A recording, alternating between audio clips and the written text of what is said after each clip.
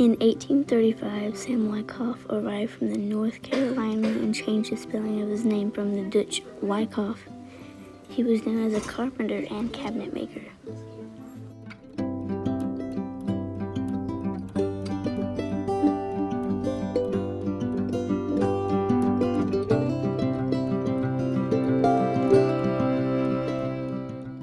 Just 1 year later, in 1836, Sam built a frame store on the corner of Main Street and Broad Street before granted by the court to Mary Jane Searcy and William McGeary to hold their first annual conference. In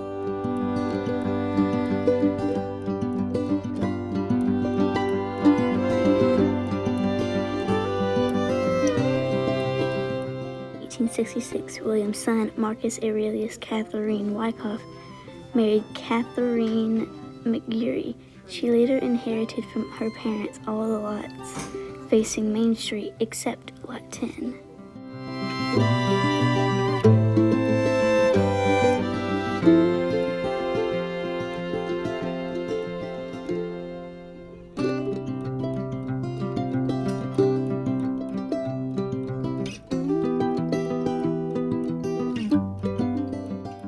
In September 1897, long after Catherine McGeary's death in 1872, her husband, Mark Wyckoff, and their daughter, Monty, mortgaged lots 2 through 7 and part of 8. Their money was to be used to erect a large 2-story brick and stone building, now being erected on lots at the corner of Main and Broad Street.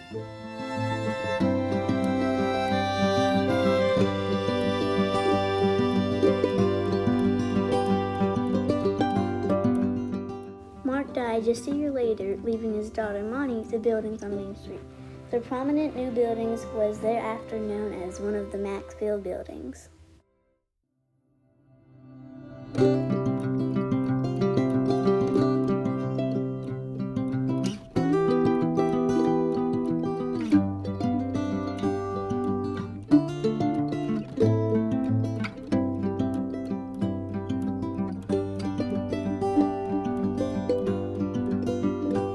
Just about 31 years later, in 1928, Monty died, having her children inherit 3 lots fronting Main Street.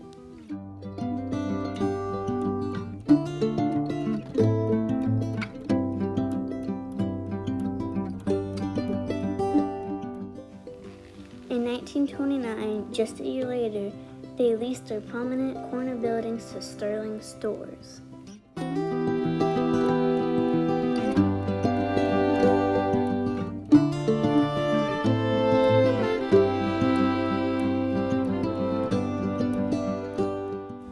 In 1941, just 12 years later, Maxfield heirs mortgaged their lots and stores in order to remodel the building and repair other structures on their Main Street lots.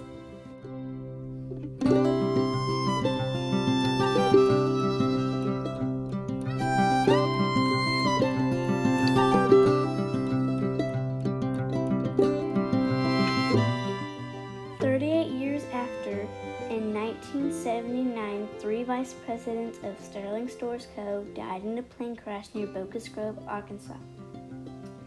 Other businesses rented the buildings until further notice.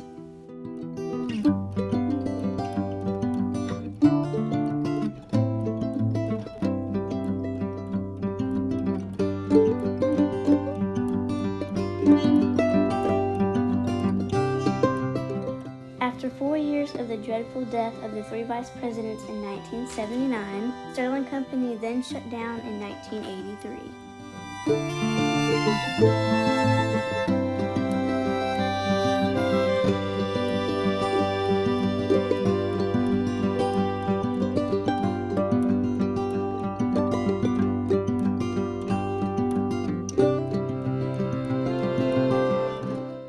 31 years later, in 2014, the Melba was sold by Monty Wyckoff, Maxfield's granddaughter, and Maxfield Sterling.